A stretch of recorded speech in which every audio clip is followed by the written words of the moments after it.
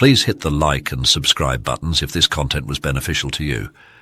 Even if you're a new subscriber to the channel, as soon as a new episode is released, it will be advertised. Therefore, make sure you turn on the notification bell. One of the most ferocious shark attacks in recorded history is thought to have occurred after this episode. This terrifying attack took place just off the coast at Wiseman's beach near Port Lincoln in Peak Bay, South Australia. With its tranquil landscape comprising of bushlands, awe-inspiring coastal cliffs and pockets of secluded white sand beaches, it's no wonder that the port is known as one of Australia's prime tourist hotspots for adventure seekers and vacationers alike. Wiseman's beach, on the other hand, is a much more remote spot similar to a large lagoon, and is also a prime fishing location for those with a preference for a quieter, more remote experience at the bay. To further add to its marvel, the coastal region's ecosystem teems with a variety of unique wildlife, ranging from marsupials such as grey kangaroos to reptiles like tiger snakes and blue-tongued lizards on land, to the magnificent parrots and seabirds which inhabit its skies. The coast, furthermore, features a variety of aquatic creatures, ranging from marine mammals such as sea lions and fur seals to some of the world's most lethal beasts. This group includes the magnificent but infamously lethal fox jellyfish, as well as the magnificent but dreaded great white shark. These waters are renowned for giving thrill seekers the once-in-a-lifetime opportunity to cage dive with great white sharks, and it has been determined that they are home to one of the largest concentrations of these majestic and extinct apex predators. Shark attacks were and still are incredibly uncommon events at Peak Bay, despite the threats and dangers they could potentially pose to people in a close contact.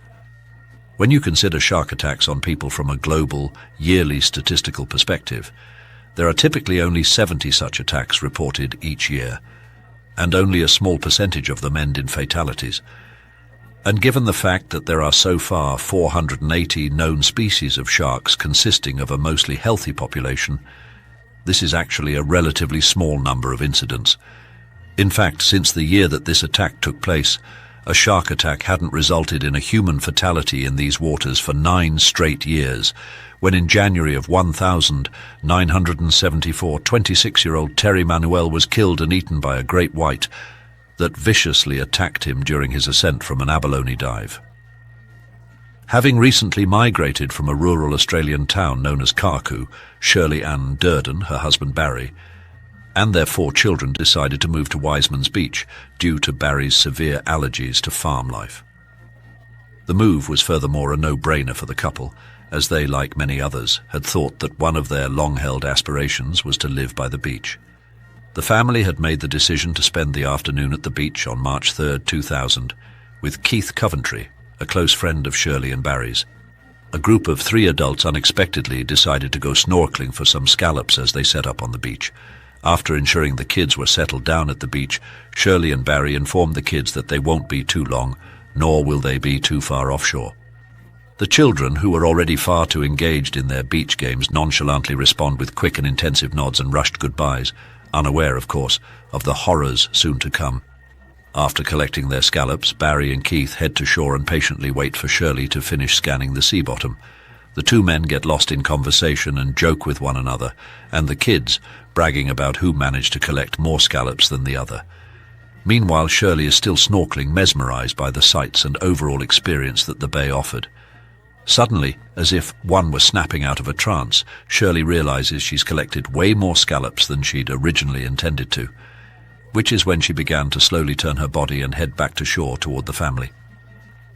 An approximately 22-foot and highly famished great white shark emerges out of the depths of the deep blue sea.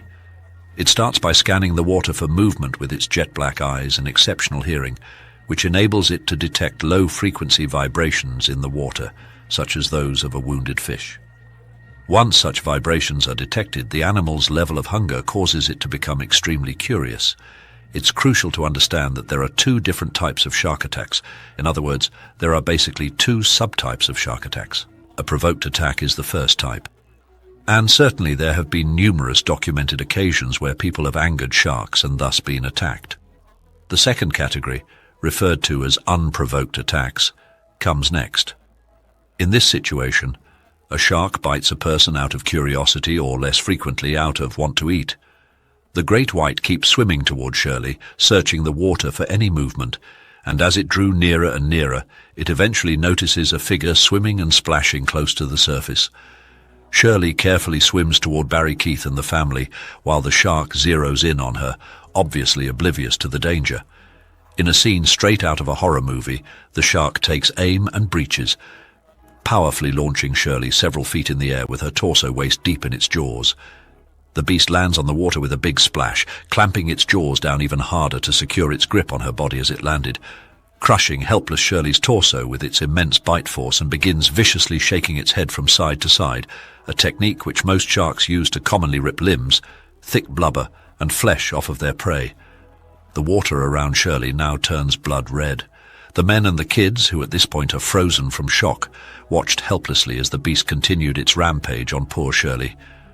Barry suddenly snaps out of his frozen state and attempts to jump into the water to try to save his dying wife. But he was instantly held back by his friend Keith and the kids, as there was clearly nothing he could have done to save her. And as everyone was holding him back, Barry begins yelling hysterically, "She's gone, she's gone." To their shock and dismay, they discovered that the shark had bitten Shirley clean in half from the waist down, as they stood motionless and helplessly watched her torso float in the water, face down. The great white then reappears in a scenario straight out of a Hollywood film, bites Shirley's head completely off of her body in front of her horrified family, and quickly turns toward the horizon before swimming off into the depths of the ocean. But the horror doesn't stop there. Rescuers reportedly tried to pull Shirley's remains out of the water, according to several reports from the scene of the attack, but they were never able to locate her body. There was no trace of Shirley Ann's torso at the scene of the attack or anywhere nearby, despite days of intensive search attempts to help her family recover at least a piece of her. As a result, the search had to be suspended. It was later presumed that the great white had returned to Shirley's body for a third and final time to finish what remained of her once and for all, leaving Barry and the children with nothing but memories of the woman they all loved the most.